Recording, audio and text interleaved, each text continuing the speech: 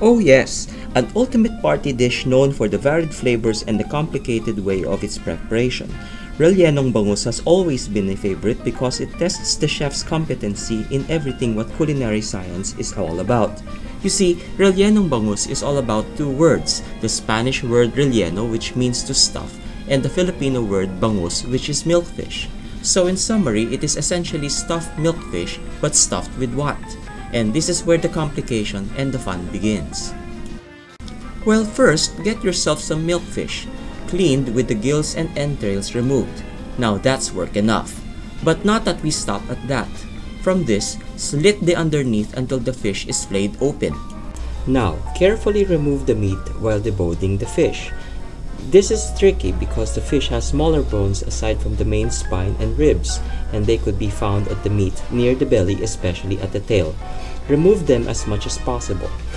The more that these small fish bones are removed, the better, because having stuck them in your guest's throat during eating later on will be a demotion on your culinary expertise, so be forewarned. Now that we have deboned the fish and removed all its meat, spending considerable amount of time demonstrating its complicated process, one can guess what we are going to do next. We are going to mix it with some ingredients to make it into a savory dish meat mixture and stuff it back into the fish. Now, isn't life complicated? Rellenong Bangus proves it so. So now you know what you've gotten yourself into. On with the show. For Rellenong Bangus, we need the following ingredients. 1 bangus, known as the Philippine Milkfish, cleaned, scaled, degilled, flayed open, deboned, and meat removed. Marinate the skins with the head intact. And yes, Virginia, please, head intact. It's part of the decor when serving the fish on a plate later on. Marinate with some lemon juice and light soy sauce and set aside. You also need the following ingredients.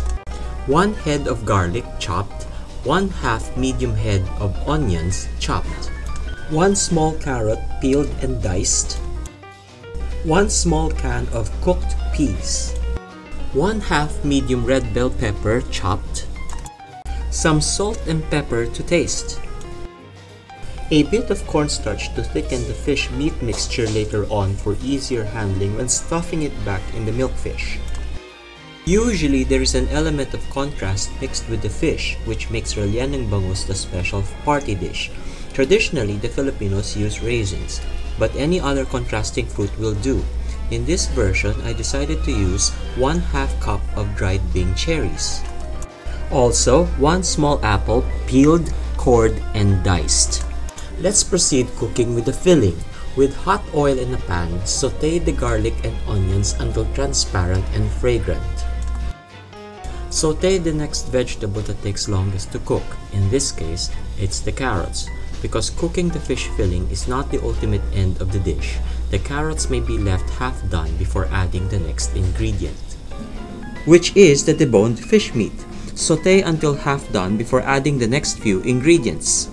And those are the dried cherries and diced apples and chopped red bell pepper. Combine them as you season it with salt and pepper.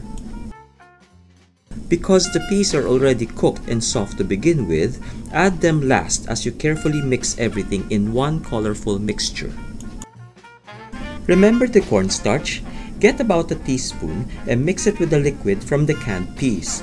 Using the solution, thicken the fish filling by gently simmering it as you mix it over low heat. Once the mixture is thick, let cool in preparation for stuffing it back into the fish. Set aside.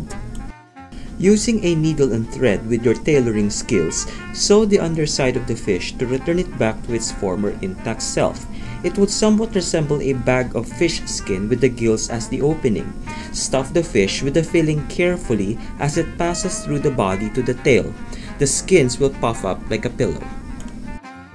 Next, dust the whole fish with flour to prevent sticking during the next cooking step.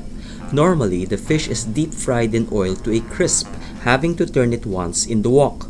But I hate this method because it increases the oil, not to mention the fish might break during turning, creating one big mess. So therefore, I prefer this method. After dusting, brush the fish with olive oil and wrap the whole fish in parchment paper. Now that the fish is within the bag made of parchment paper, Bake it in a preheated oven at 350 degrees for approximately 30 minutes. Once done, open the paper bag and set the oven to broil to expose the skin to the radiant heat for about 5 minutes, crisping and browning the skin in the process. After broiling, simply turn off the heat and transfer to a dish. Rest the fish for a while, slice, then garnish. Then, it's voila! Rellenong Bangus, the ultimate party dish.